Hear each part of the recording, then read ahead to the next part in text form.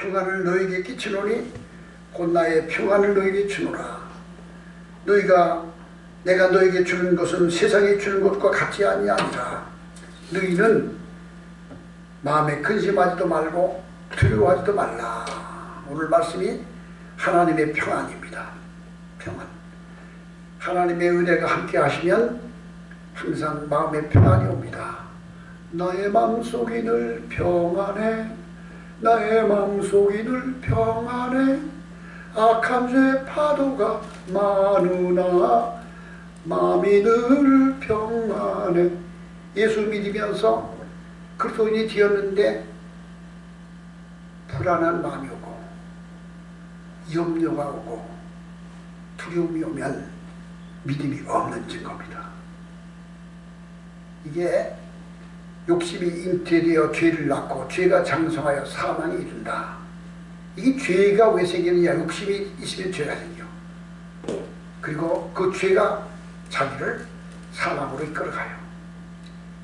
이게 이렇게 자꾸 발전하는 거예요. 욕심이 죄가 되고 죄가 사망에 이르러 우리의 마음속에 불안한 마음이 들어와. 늘 염려하는 마음이 들어와. 염려.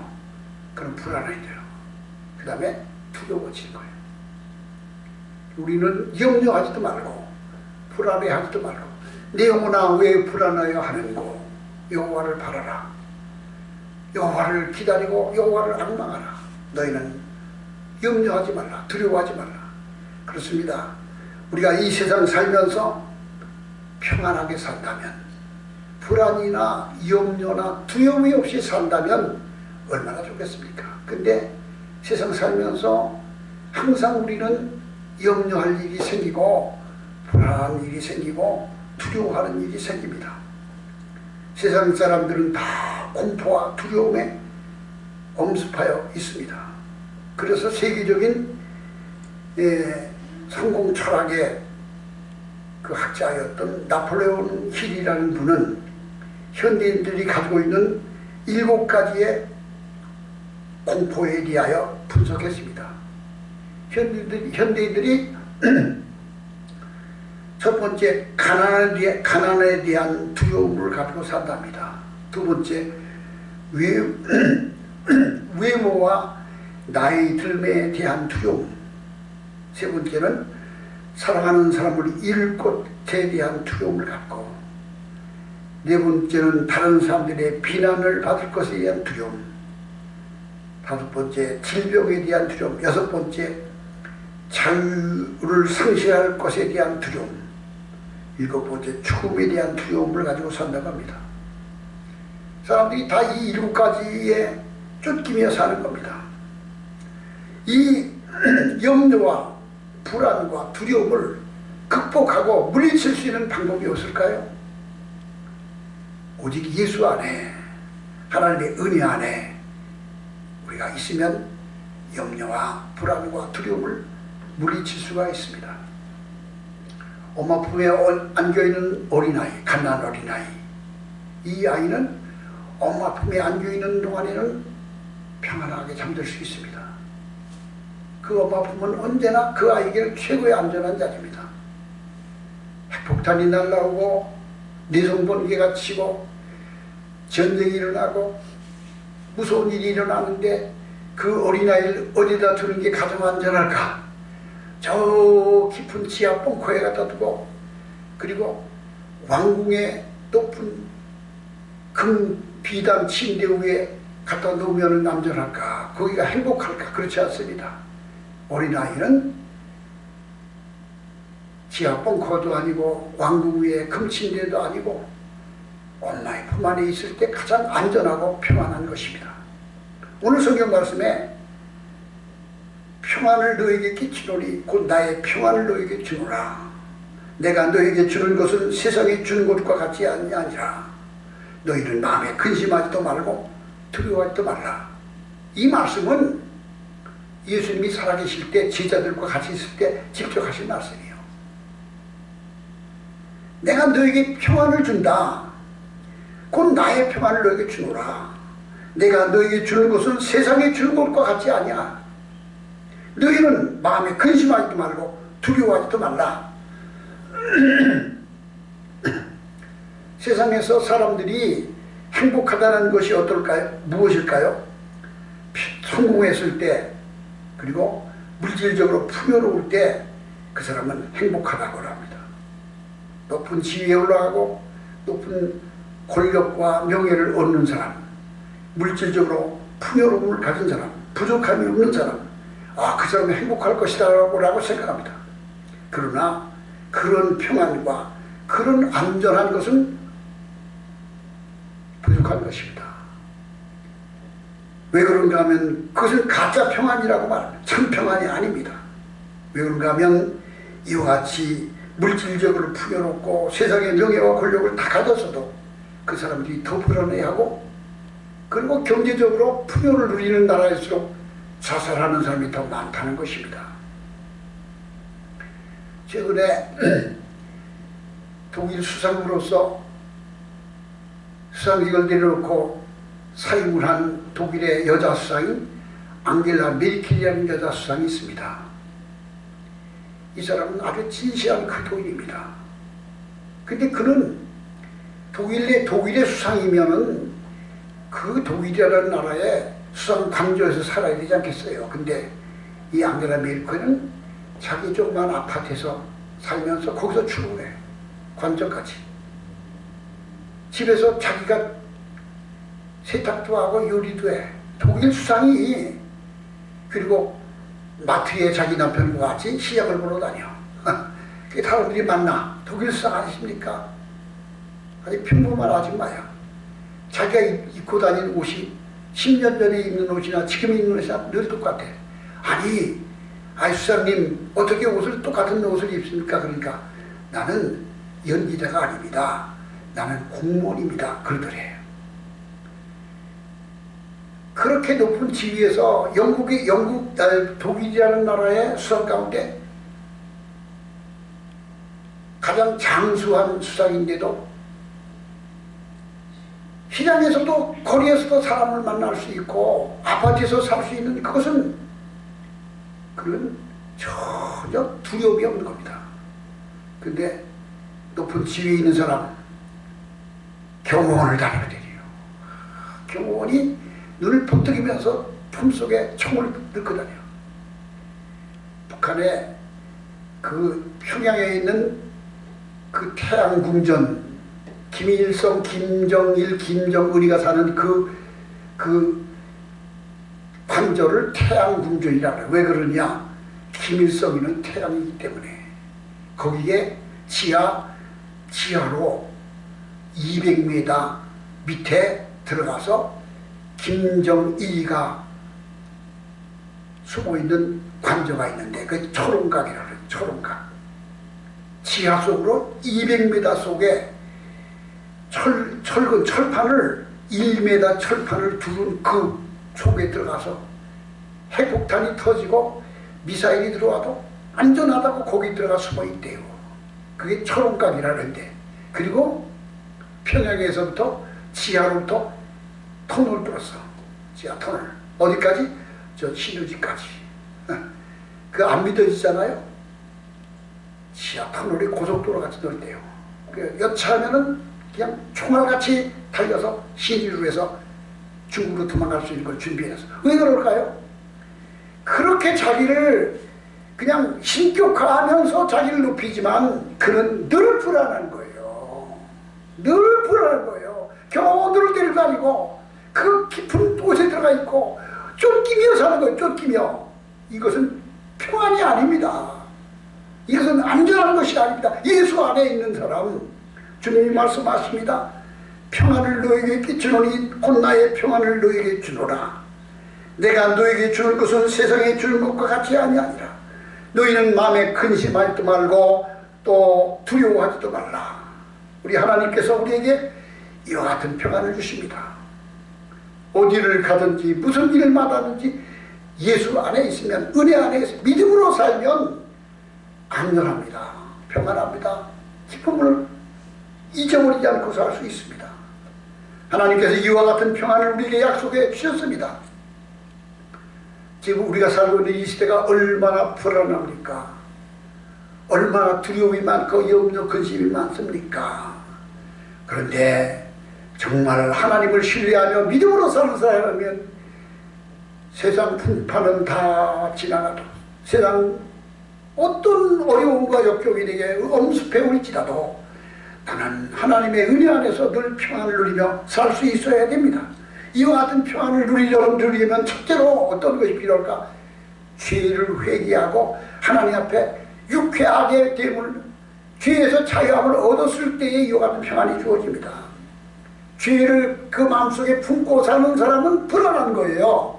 평안이 없어요. 근데 하나님 앞에 죄 사함 받고 하나님의 은혜가 함께할 때 참 평안이 주어집니다. 이사야 57장 21절에 하나님의 말씀에 악인에게는 평강이 없다 하였느니라. 하나님 말씀에 악인의 마음속에는 평강이 없다 하였습니다. 우리 속담에 맞은 사람은 다리 뻗고 살고 때린 사람은 다리 웅크리고 산다 그러잖아요. 남을 때렸으면 내가 오히려 더 불안해. 맞은 사람은 편안해. 악인은 평안이 없어. 근데 선을 행하는 사람은 두려움이 없어. 의인은 사자처럼 담대하리라는 말씀이죠. 사자는 두려운 게 없어. 자기보다 더 강한 게 없으니까 항상 어디 가든지 그냥 두려움이 없이 당당하게 다니는 게 사자예요. 의인은 사자처럼 담대해. 이게 무슨 소리예요? 자기가 책잡을 것이 없어. 죄에서 사함받았어. 부끄러움이 없어. 아무에게도 그런 비난받을 만한 그런 잘못이 없는 사람은 어디 가든지 당당하다는 거예요. 이게 바로 죄에서 사함받은 사람. 죄를 회개하고 하나님 앞에 의롭다함을 얻은 믿음을 가졌으면 불안이 없어지고 두려움이 없어지고 그리고 염려 근심을 다 벗어버릴 수 있습니다. 죄를 버리고 회개하십시오. 사도행전 3장 19절에 너희가 회개하여 돌이켜 너희 죄 없이함을 받으라. 너희 죄 사함을 받으라. 그리하면 새롭게 되는 날이, 유쾌하게 되는 날이 주님께로부터 네게 이를 것이라. 너희가 회개하여 하나님 앞에 죄 사함을 받으라. 그리하면 새롭게 되는 날, 유쾌하게 되는 날이 하나님께로부터 네게 임할 것이라고 하죠. 유쾌하게 되다 자유함을 준다는 거예요. 평안함을 준다는, 죄를 부려야 평안이 오고 죄를 회개하여 사함을 받았을 때 유쾌하게 되는 날이 오는 거예요. 사람이 죄를 짓고 있으면 항상 쫓기는 거예요. 그 앙드리지드의 좁은 문이라는 소설 속에 나오는 거기에 그 주인공이 누구야? 친구들한테 늘 협박을 당해. 그냥 늘 협박을 당해서 그냥, 근데 그거를 자기 부모에게 다 고백했어. 어린애가 엄마 지갑에서, 아버지 지갑에서 돈을 맨날 훔쳐갔어. 내 아버지는 알면서 가만히 내버려뒀어. 근데 이 아이는 아버지가 누구야 부르면은 가슴이 뜨끔해. 아이고 큰일 났네. 내가 돈 가져가고 들켰나 보다. 그럼 불안하잖아. 죄가 있으면 불안한 거야. 근데 아버지한테 가서 얘기해서 아이고 아버지 내가 잘못했어요. 내가 이러이러해서 그래 알았다. 이제 다시는 하지 말아라. 용서받아. 그 다음에는 불안이 없어졌어.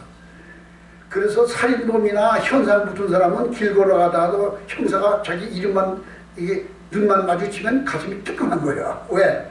죄가 자기를 쫓아오는 거예요. 죄 사함을 받은 사람, 하나님의 죄를 회개하고 사함을 받은 사람은 참 평안이 옵니다. 잠언서 1장 33절에 오직 내 말을 듣는 자는 평안히 살며 재앙에 두려움이 없이 안전하리라. 하나님의 말씀을 따라 죄 사함을 받고 죄 고백하여 은혜를 입은 사람은 재앙이 없고 안전하리라. 그러므로 우리는 날마다 시시때때로 하나님 앞에 우리의 죄를 자백하고 손을 씻듯이 세수를 하든지 이빨 칫솔질을 하는 것처럼 날마다 자기 마음과 생각을 깨끗하게 하고, 만일 우리가 우리 죄를 자백하면 주는 미쁘시고 의로우사 우리 모든 죄를 사하시며 모든 불의에서 우리를 깨끗게 하실 것이며 이 말씀은 우리가 잘못한 걸 주님 앞에 늘 고백하는 거예요. 하나님, 아이고 내가 잘못했습니다. 만일 우리가 우리 죄를 자백하면 주님 앞에 늘 아뢰면서 그 은혜 안에 있으면 주는 미쁘에서 의로우사 우리 모든 죄를 사하시고 모든 불의에서 깨끗게 하실 것이라. 그러므로 우리가 참 평안을 얻으려면 두려움과 염려와 불안을 극복하려면 죄를 버리고 회개해야 되는 것입니다. 두 번째로는 예수 안에 있어야 됩니다. 믿음 안에. 잠언서 4장 6절에 보면은 지혜를 버리지 말라. 그가 너를 보호하리라. 그를 사랑하라. 그가 너를 지키리라. 이 잠언서 4장에 나오는 지혜, 이 지혜를 인격화했습니다. 지혜를 사랑하라. 그러면 그가 너를 안전히 지켜주리라. 지혜를 높이라. 지혜를 높이라. 그러면 저가 너를 높이리라. 지혜를 품으라. 그러면 그가 너를 영화롭게 하라. 여기서 말하는 지혜는 말씀이신 예수님을 가르친 거예요. 예수님을 사랑하라. 그가 너를 지켜주리라. 지혜를 사랑하라. 그를 사랑하라. 그가 너를 지키리라. 그를 높이라. 주님을 높여보세요. 하나님의 이름을 높여보세요. 하나님이 너를 높이리라. 우리가 세상에 살면서 예수님의 이름을 높이고 예수님을 선전하고 복음을 전하면 내가 예수를 높이면 하나님도 나를 높이십니다. 그를 품으라. 그리하면 그가 너를 영화롭게 하리라. 성령을 우리 마음속에 모시고 하나님의 은혜 가운데 살면 우리의 신분이 상승되고 다른 사람이 우리를 바라볼 때 어딘가 격이 높은 사람, 어딘가 거룩함을 느낄 수 있는 사람이 되는 거예요. 그래서 늘 기도하면서 은혜 안에서 믿음으로 사는 사람은 그 사람이 직업을 물어보지 않아도 이렇게 보면은 혹시 목사님이세요? 그럼 물어봐. 어떻게 하셨죠? 아, 목사님 가도 분위기가 나요. 혹시 권사님이세요? 그래. 왜 그러시죠? 어떻게 하죠? 권사님은 안 봐도 알아요. 그렇잖아요. 이게 지하철에서 전도를 하다가 이렇게 보면은 듣는 사람들의 이렇게 반응을 보면 알아. 이게 예수 믿는 사람인지, 이건 안 믿는 사람인지, 이건 권사님인지, 이건 목사님인지 알아요. 듣는 반응을 보면은 이렇게 딱 보면 알아. 이렇게 아멘. 그래, 이것도. 아니, 보면 알아. 왜? 풍기는 것이 있어. 그러니까 하나님의 은혜가 함께하면 내 신분이 격상돼요. 거룩함을 성자라는 말, 성 어스틴, 성 바울, 성 베드로, 성 누구 이렇게 말하는 것은 성이라는 거룩성장을 붙이는데 그게 뭐냐? 그에게서 풍기는 그 인품과 분위기와 그 냄새가 나는 거예요. 사람이 향기를 뿌리면 향기 냄새 나듯이 하나님의 은혜가 함께하면 나에게서 다른 사람이 느끼는 게 있는 거예요. 저는 전에 신학교 다닐 때 영락교회를 가요. 그때 한경희 목사님이 목회를 하실 때요. 그 한경희 목사님 사무실을 들어가니까 액자를 써 붙였는데 한경희 목사님이 직접 쓴 것이야. 오늘이 나의 마지막 날이라면 여기 써붙였어. 왜 그 말을 써붙였는가? 한경희 목사님이 24살 때 미국 부토대학을 미국에 유학하고 있을 때 폐병 4기가 3기가 지났어. 각혈하고 피를 통합니다. 곧 죽을 것 같습니다. 의사도 희망은 없다고 말합니다.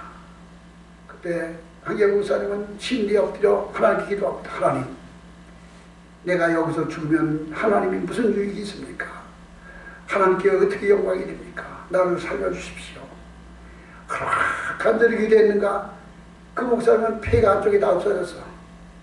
거미줄같이 남아있는 그 남아있는 폐가 회복해가지고 사는데 늘 한경희 목사를 만나는 사람마다 아이고 목사님 건강하셔야지요. 오래 사세요. 맨날 그랬어. 100세까지 살았어. 그래서 그분이 나를 향하여 건강하라고 건강 조심하라고 하셨던 분들은 나보다 먼저 갔는데 내가 100세까지 사셨다고. 그분은 만나보면 분위기가 달라. 거룩함이 흐르는 거예요. 미국에 있는 성도가 한국에 와서 영락교회 와서 예배를 드리고 한경희 목사님과 악수를 하러 가서 내가 동양의 성자와 손을 잡았다고 이 손은 동양의 성자인 한경림 목사님과 손을 잡은 손이라고 그렇게 잘하면서 화들었잖아. 그를 품으라 그리하면 그가 너를 영화롭게 하리라. 그를 높이라 그리하면 그가 너를 높여주리라. 그를 사랑하라 그리하면 그가 너를 지켜주리라. 하나님의 은혜가 나와 내가 예수님을 사랑하면 주님이 나를 지켜줍니다. 하나님과 나와 일체가 되면 그분의 보호하심과 그 은혜의 날개 아래 나를 지켜줍니다. 그러므로 안전하게 되는 거예요. 창세기에 나오는 요셉은 자기 형제들에게 미움을 받아서 애굽의 장사꾼에게 팔려가고 애굽에서 남의 집 노예가 돼서 그 집에서 언어도 통하지 않는 전혀 알 수 없는 나라에 와서 노예가 되고 그렇게 고난을 당했어도 늘 하나님의 은혜가 그와 함께 믿음으로 살았어요. 변함없이 주님을 사랑했습니다. 그러니까 하나님이 이 요셉을 지켜주시고 그를 높여주신 거예요. 감옥에도 갇히게 되고 온갖 고난을 당했지만 어느 날 갑자기 애굽의 왕이 자기를 부릅니다. 이 감옥에 요셉이라는 청년이 있느냐? 빨리 나오라.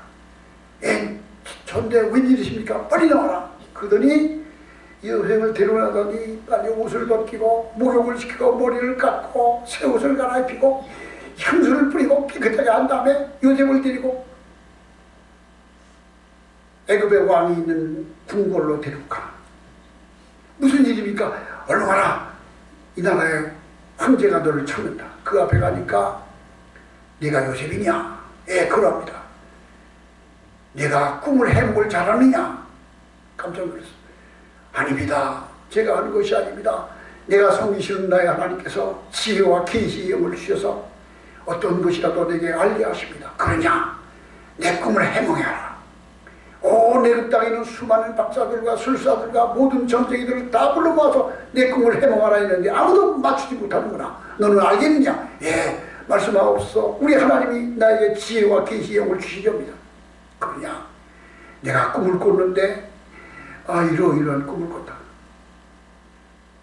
그냥 그 나일강 근처에 곡식이 잘 자라는데 잘 익은 7곡식이 탐스러운 곡식이 있었는데 잠시 후에 비쩍 마른 7곡식이 나오더니 잘 익은 곡식을 다 삼켜버리고 기근이 왔더라.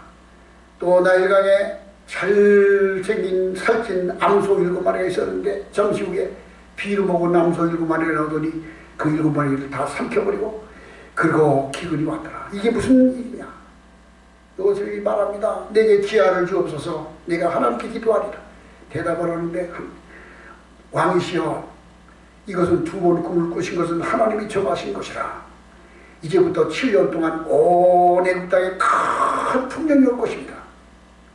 그리고 7년이 지난 후에 그 다음 7년 동안은 말로 할 수 없는 기근이 올 텐데 7년 동안에 풍년 동안에 모아놓았던 모든 것을 다 소비하고도 그 대비할 수 없는 엄청난 기근이 올 것입니다. 그러니 왕께서는 지혜로운 지도자를 세우셔서 7년 풍년 동안에 그 곡식을 모아 창고를 짓고 예비하였다가 흉년을 예비하십시오.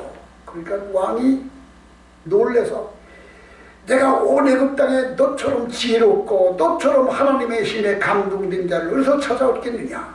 내가 그 일을 하라. 요셉을 이리 불러오리라. 올라갔어. 요셉 앞에 엎드리라. 아니, 감옥에서 끌려난 요셉을 총리를 만들어줘. 자기의 인장바지를 빼서 요셉에 끼워주고 자기가 들고 있는 호를 요셉에게 손에 들려주고 세마포 옷을 입히면서 내가 이 나라를 다스리라. 이 나라를 총리하라. 나는 너보다 높은 것은 자리 지위뿐이라. 내가 다 다스리라. 요셉 앞에 엎드리라. 그러니까 그 많은 사람들이 다 왜 그런 일이 일어났을까요? 요셉은 마음속에 항상 은혜 가운데 살았어. 하나님이 그와 함께. 그래서 지혜와 계시의 영이 그와 함께 하셨어. 그를 높이라. 그리하면 그를 너를 높이리라. 그를 사랑하라. 그리하면 그가 너를 지켜주리라. 그를 품으라. 그리하면 그가 너를 영화롭게 하리라. 이것이 바로 지혜입니다. 예수 그리스도입니다. 잠언서 4장 14절에 사악한 자의 길은 패망에 이르니라. 사악한 자의 길로 들어가지 말며 악인의 길로 다니지 말라. 그 외에 가는 길을 피하여 도망. 자기를 지킬지니라. 자면서 23장 31절에 포도주에 자는 붉고 번쩍이며 순하게 내려가라니 너는 그것을 보지도 말라. 우리는 하나님의 은혜를 사모하며 세상적인 것에 마음을 빼앗기지 않는 그런 지혜를 얻는 믿음이 되시기 바랍니다. 세 번째로는 믿음을 굳게 해야 됩니다.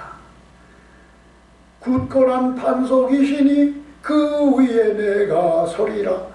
그 위에 내가 서리라. 반석 위에, 믿음의 반석 위에, 굳건한 믿음의 반석 위에 세우십시오. 믿음을 굳게 하십시오. 사람이 땅이 요동하고 흔들려. 반석 위에 있는 사람은 흔들리잖아요. 집을 지을 때 반석 위에 집을 지면 흔들리지 않잖아요. 그러니까 저 모레 은정에서 부산에서 집이 아파트를 지었는데 이게 그냥 기울어 들어가지고 아파트가 무너졌어. 옆으로. 왜 그럴까요? 논에다가 집 아파트 지었는데 기초를 튼튼하지 않고 그냥 진 거예요. 근데 집을 지을 때 바닥에 돌이, 아주 돌이 그냥 있는 돌이 아니라 튼튼한 반석이 있으면 거기다 집을 지면 무너지지 않는 거예요. 그래서 내 이 말을 듣고 지켜 행하는 자는 반석 위에 지은 지혜로운 사람 같으니 비가 내리고 창수가 안 나고 바람이 불어도 무너지지 아니하나니 하나님의 말씀 위에 토를 닦고 집을 짓지 아니하는 사람은 모래 위에 지은 집과 같으니 우리는 반석 위에, 믿음의 반석 위에 집을 지어도 믿음 위에 서야 됩니다. 이사야서 26장 3절에 주께서 심지가 견고한 자를 평강하고 평강하도록 지키시리니, 심지가 견고한 자를, 믿음이 견고한 자를 평강하고 평강하도록 지키시리니 이는 그가 주를 신뢰함이니이다. 우리가 불안해하는 이유는, 염려하는 이유는 하나님을 믿지 아니하기 때문이다. 하나님을 믿지 아니하기 때문에 불안하고 염려하고 두려워하는 것입니다. 하나님이 나와 함께 하신다는 걸 믿으면 불안할 필요가 없고 염려할 필요가 없습니다. 지금은 동물원에 가면은요, 이 사자우리 또는 뭐 호랑이 우리 앞에다가 두꺼운 유리를 이렇게 벽을 쳐놨어. 그러니까 사자가 문 앞, 옆 1m 앞에 와서도 마주보고 있는 거예요. 어린아이가 가서 사자 부르고 하는데 저쪽에서 호랑이가 가는데 이 호랑이는 이 유리벽을 잘 인식을 못해. 그러니까 사람을 덮치려고 확 달려들어 그냥. 근데 와서 보면은 유리에 부딪히잖아. 몇 번 하면 이게 학습이 돼서 그걸 아는데 처음이면은 막 달려든다니까. 그 유리벽이, 두꺼운 유리벽이 있으면 사자가 달려들려고 와도 깜짝 놀라긴 하겠지. 근데 안전한 거야. 안전한 거예요. 어떤 사람은요, 그 인터넷 보니까 중국에서 그랬대. 이게 정신 나간 사람이 일부러 사자, 호랑이 우리에 뛰어들어가 그냥. 그래가지고 호랑이가 그 앞에 물구서 저를 끌고 가더라고. 이게 사자나 호랑이들이 우리에 달려들 때 안전장치가 있으면 불안하지 않는 거예요. 이게 요즘에 산에 있는 멧돼지나 고라니가 이 농사 짓는 데 와서 파헤쳐는 데잖아요. 그럼 어떻게 하는 줄 아세요? 울타리를 치고서 울타리에 전선을 쫙 끌려놔. 전선으로 전기가 흐르게 해. 그리고 와서 들어오려고 하다 딱 붙이면 그냥 깜짝 놀래. 그냥 전기가. 그러니까 도망갈 치면 거긴 다시 못 와. 이게 안전한 곳이야. 우리는 믿음의 반석 위에 든든히 서고 하나님의 은혜 안에, 하나님의 날개 안에 있으면 불안해할 필요가 없어. 염려할 필요가 없어. 두려워할 필요가 없어요. 하나님을 믿는다고 하면서 불안하고 염려하고 두려워하는 것은 믿음이 없기 때문입니다. 예수님께서 갈릴리 바다 위를 노조할 때 풍랑이 일고 바람이 불 때 제자들이 두려워하니까 그들을 책망하고 꾸짖으셨습니다. 우리는 믿음이 없을 때 하나님의 담대한 믿음을 얻기 위하여 기도하는 믿음이 되시기 바랍니다. 네 번째로는 기도할 때 평안은 없습니다. 아무것도 염려하지 말고 모든 일에 기도와 간구로 너희 구할 것을 감사함으로 하나님께 하라. 그러면 모든 지각에 뛰어난 평강이 그래도 예수 안에서 너희 마음과 생각을 지켜주리라. 하나님 앞에 염려하지 말고 모든 일에 기도와 간구로 너희 구할 것을 감사함으로 하나님께 아뢰라. 기도하라. 그러면 모든 지각에 뛰어난 평강이 너희 마음과 생각을 지켜주리라. 기도하십시오. 그럼 평안함이 옵니다. 한나가 하나님의 눈물로 기도할 때 하나님께서 그에게 응답하셨을 때 한나는 응답받고 난 후에 얼굴에 수심이 없고 평안함을 얻을 수 있었습니다. 야복강 강가에서 야곱이 자기 형 예수가 군대를 건드리고 달려올 때 하나님 앞에 간절히 밤새워 기도할 때 기도 응답을 받고 난 후에 이 야곱은 하나님의 평안함을 가지고 앞으로 나갈 수 있었습니다. 그리고 기도할 때 기도의 은혜를 힘입을 때 평안함이 있었을 때 우리는 두려움을 물릴 수 있습니다. 다섯 번째로는 성령이 임하시면 평안입니다. 성령은 평안의 영입니다. 성령이 임하면 평안이 옵니다. 두려움과 염려를 다 물리칠 수 있습니다. 하나님의 나라는 먹고 마시는 것이 아니요 오직 성령 안에 있는 의와 평강과 희락이라 말씀하고 있습니다. 성령이 임하시면은 술 취한 것 같이 하나님의 은혜가 나의 마음을 지켜주십니다. 그래서 그 은혜가 두려움이나 염려나 불안한 것을 다 물리쳐 줍니다. 성령의 은혜가 함께할 때 지금 우리가 살고 이 시대가 얼마나 혼란과 불안이 가득 차는지 모릅니다. 사람들이 다 염려하고 불안하고 코로나에 대하여 염려하고 그리고 미래에 대한 불안. 그러니까 우리 젊은 청년들이 결혼도 안 하고 아이도 안 낳고 왜 그럴까요? 미래에 대한 확신이 없기 때문에 그런 거예요. 자식을 낳아도 기를 수 있는 자신이 없어. 결혼해도 내가 집을 구할 자신, 미래에 대한 불안이 있어. 그뿐만입니까? 요즘은 코로나 전염병이 왔는데 이 전염병으로 끝나는 게 아니에요. 계속 변이 전염, 다른 게 다 바뀐대. 이게 끊임없이 무슨 마이크로니가 생겼대. 근데 그거 말고 지금 준비되는 게 10개가 나옵니다. 10개가.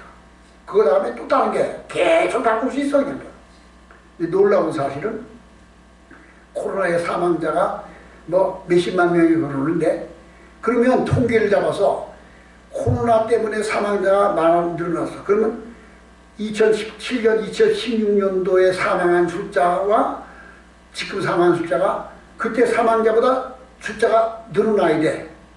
근데 비율은 같아. 미국에서 그렇대요. 미국에서 코로나 사망자가 60만 명이라는데 조사를 했대요. 코로나에 사망자 60만 명인데 코로나가 없었던 과거 10년 전에 사망자 비율이 같다는 거야. 왜? 그 사망자를 여기다 다 수치에다 밀어넣어서 코로나를 맞추겠다. 그래가지고 사람을 불안하게. 이게 국가 권력이 우리 국민을 불안을 조성하고 있어. 마스크 안 쓰면 큰일 날 것 같고 백신 안 맞으면 큰일 날 것 같은데 놀라운 사실은 질병청 우리나라에 거기 직원들은 백신을 안 맞는다는 거예요. 일반인들 가운데 누군가 질병청에다 정보 공개 요청을 했어. 국민은 관공서를 향하여 정보 공개 요청할 수 있는 권한이 있는 것이며 관공서는 정보를 공개해야 될 의미가 있는 거예요. 질병청에다가 질병청 직원들의 백신 맞은 통계를 우리에게 제공해달라고 그랬더니 못하겠다는데요. 못하겠다는데요. 왜 그럴까요? 자기들은 안 맞은 거예요. 자기들은 안 맞은 거예요. 그러면서 국민한테 초등학생까지 맞으라고 그래요. 이게 한국만 그런 게 아니에요. 그래서 미국서는 아예 공무원 백신 안 맞으면 공무원 퇴직하면 사표 내고 백신 안 맞는 거예요. 소방공무원들이나 경찰들이 백신 안 맞으면 안 된다 그러면 이 바이든이 아주 백신과 마스크를 그냥 아주 강조하는 사람이에요. 트럼프는 그게 아니었는데. 이건 지금 이게 다 그걸 통하는 거예요. 다 요즘에 나오는 인터넷에 나오는 게 뭔지 아세요? 세계 인류 감소 정책이라는 거예요. 인류의 인간의 생명을 감소하기 위한 정책이 그 배후에 있는 거예요. 사람의 숫자를 자꾸 줄이려는 거예요. 줄이려는 거. 왜 그럴까요? 사람들이 배출하는 이 비닐루가 너무너무 많아가지고요. 비닐루가 너무 홍수가 돼가지고 그게 바다로 물려가지고 물고기들이 다 비닐루 먹고 죽고 비닐루에 대해서 그냥 공해 스티로폴 이제 바다 마다가스카르 같은 새가 날아다니다 이 스티로폴이 먹을 거를 그냥 삼킨다니까. 비닐루 조각 삼킨다니까. 배를 가려보면 뱃속에 그냥 스티로폴 그냥 뭐 플라스틱이 가득 찼어요.